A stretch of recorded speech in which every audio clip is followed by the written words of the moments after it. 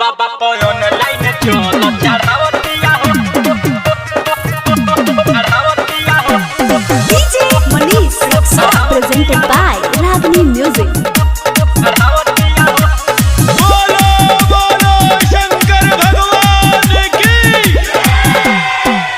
एगो पिया वाया एगो लभर के हो पेन्ही गेरुआ के साड़ी सवर के हो एगो पिया वाया एगो लभर के हो पेन्ही गेरुआ या साड़ी सहर के हो।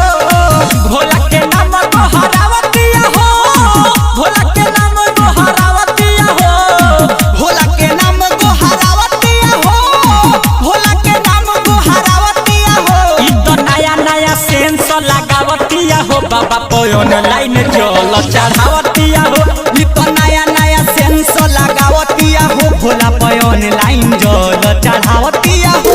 पयोन लाइन जल चढ़ावतिया हो Lalsa Recording Studio, Gopalganj. DJ Manish Raksa.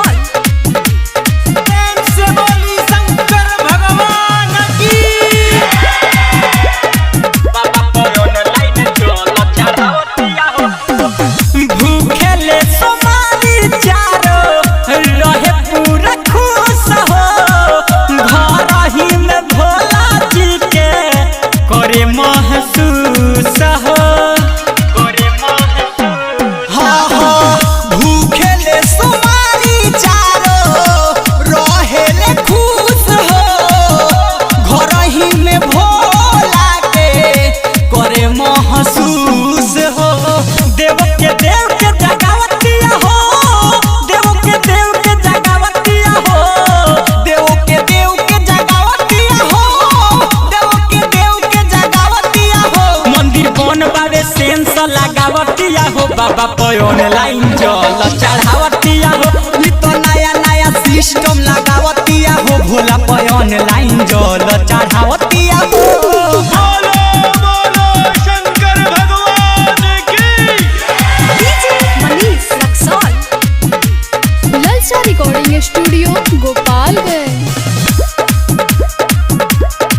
बाबा पयोन लाइन जल चढ़ावतिया हो बोला बम बोलतिया उठाइए के हाथ हो मासूम कवि के सुना ले ले बिया साथ हो ले ले बिया साथ हाँ हाँ बोलो बम बोलतिया उठाइए के हाथ हो मासूम विकास के अपना ले ले बिया साथ हो।